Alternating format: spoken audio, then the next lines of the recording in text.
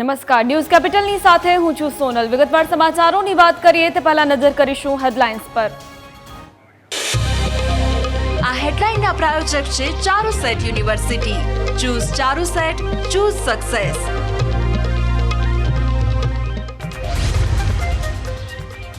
આજે દક્ષિણ ગુજરાત માટે વરસાદનું યલો એલર્ટ। સુરત, તાપી, નવસારી, વલસાડ અને ડાંગમાં ભારે વરસાદની આગાહી। સૌરાષ્ટ્રમાં પણ મેઘરાજાની જોવા મળી શકે તોફાની બેટિંગ। હાઈકોર્ટના આદેશ બાદ હરણી બોટ દુર્ઘટના અંગે સરકાર રજૂ કરશે જવાબ। એચ.એસ. પટેલ અને વિનોદ રાવ સામે શું કાર્યવાહી કરી તેનો સરકાર રજૂ કરશે જવાબ। અંકલેશ્વરના વિડીયો મુદ્દે બીજેપી કોંગ્રેસ આમને સામને। કોંગ્રેસ વાતને નકારાત્મક રીતે દર્શાવી હોવાનો બીજેપીનો આરોપ। તો ઇન્ટરવ્યૂ માટે 500 લોકો જ આવ્યાનો ભરૂચ રોજગાર અધિકારીનો દાવો। ઉત્તરાખંડમાં માર્ચ મહિનામાં લાગુ થયેલા યુનિફોર્મ સિવિલ કોડનો આજે જાહેર કરાશે રિપોર્ટ। રિપોર્ટના 400 પેજને ઉત્તરાખંડ સરકાર કરશે સાર્વજનિક। ઈપીએફઓના 7 કરોડ સભ્યો માટે કેન્દ્રીય નાણાં મંત્રાલયની મોટી જાહેરાત। પીએફ પર મળશે 8.25% વ્યાજ। નાણાં મંત્રાલયે એમ્પ્લોઈઝ પ્રોવિડન્ટ ફંડ ડિપોઝિટ માટે વ્યાજ વધારાને આપી મંજૂરી।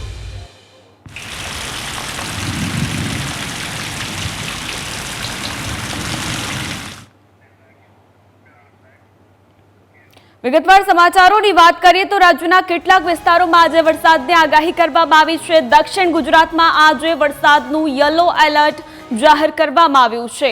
અમરેલી અને ભાવનગરમાં વરસાદની આગાહી।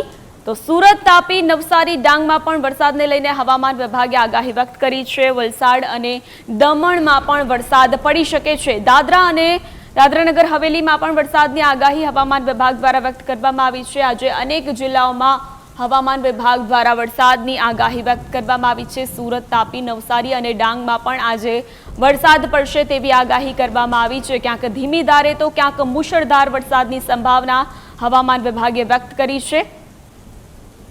તો અનેક જિલ્લાઓ છે ત્યાં વરસાદનું એલર્ટ પણ આપવામાં આવ્યું છે। એસડીઆરએફ, એનડીઆરએફની ટીમોને પણ તૈનાત કરવામાં આવી છે। તો અનેક જિલ્લાઓ છે ગુજરાતના જ્યાં ભારેથી અતિભારે વરસાદની સંભાવના વ્યક્ત કરવામાં આવી છે। ક્યાંક ધીમી ધારે તો ક્યાંક મધ્યમ અને ક્યાંક ધોધમાર વરસાદની આગાહી કરવામાં આવી છે। અનેક જગ્યાએ ધોધમાર વરસાદનું આગમન શરૂ થયું છે। કેટલીક જગ્યાએ વરસાદી પાણી પણ રોડ રસ્તા પર ફરી વળતા વાહન ચાલકોને હાલાકી વેઠવાનો વારો આવ્યો છે। તો આજે સુરત, તાપી, નવસારી અને ડાંગમાં પણ વરસાદની આગાહી કરવામાં આવી છે। સાથે વલસાડ અને દમણમાં પણ વરસાદ પડી શકે છે તેવી આગાહી હવામાન વિભાગે વ્યક્ત કરી છે। તો ગુજરાતના અનેક જિલ્લાઓ માટે હવામાન વિભાગે વરસાદની આગાહી વ્યક્ત કરી છે। દક્ષિણ ગુજરાતમાં પણ વરસાદનું યલો એલર્ટ જાહેર કરવામાં આવ્યું છે। તો અનેક જે જિલ્લાઓ છે ત્યાં વરસાદને લઈને એલર્ટ પણ આપવામાં આવ્યું છે। નીચાણવાળા જે વિસ્તારો છે તેમને પણ સાવચેત રહેવા માટેની સૂચના આપી દેવામાં આવી છે। સાથે જે માછીમારો છે તેમને દરિયો ન ખેડવાની સૂચના પણ આપવામાં આવી છે। સુરત, તાપી, નવસારીમાં આજે વરસાદ પડશે। ડાંગ, અમરેલી અને ભાવનગરમાં પણ વરસાદની સંભાવના હવામાન વિભાગે વ્યક્ત કરી છે। સુરત, તાપી અને નવસારીમાં પણ વરસાદની આગાહી કરવામાં આવી છે।